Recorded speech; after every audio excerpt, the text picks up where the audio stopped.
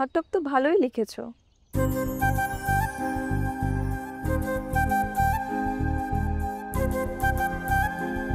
চরিত্রগুলো মন্দ না, তবে শেষ সিনটা কেমন হবে প্ল্যান করেছো?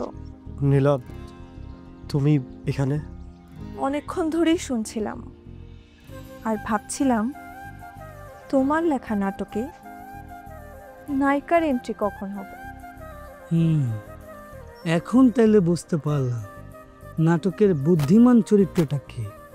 রাফি, তুমি চাইলেই আমাকে সোজাসুজি বলতে পারতে, এত নাটক করে বোঝানোর কি দরকার ছিল? আমি ভয় পেয়ে গিয়েছিলাম।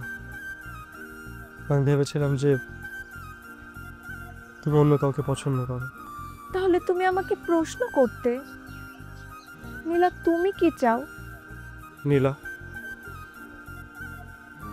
তুমি কি চাও? আমি চাই আমার জীবনের গল্পটা যেন তোমার সাথে লেখা হয়। তুমি তাহলে এতদিন ধরে জানতে যে এই নাটকটা আমি সাজিয়েছি?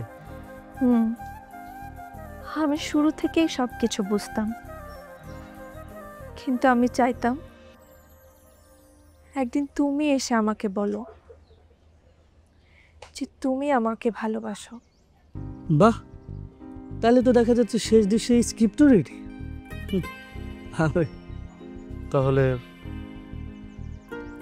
তোমার অনুমতি হলে তোমার আর আমার নাটকের শেষ দৃশ্যটা আমি একসাথে লিখতে চাই।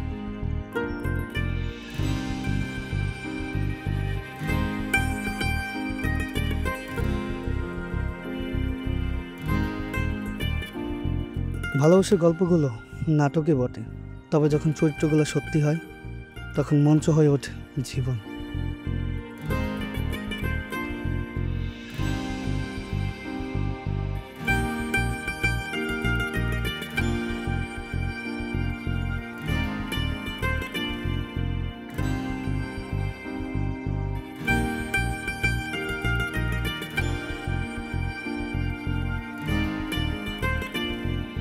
আজকে আমি একটা বড় সিদ্ধান্ত নেওয়ার সাহস করেছি। কি? আমি আমার বাবা মাকে বলবো আমার কথা, তোমার কথা,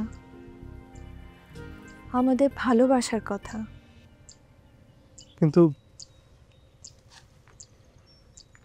ওনারা যদি বলেন যে তুই একজন ঘটকের প্রেমে পড়লি, তখন? ঘটক না, বলবো ভালোবাসার কারিগর।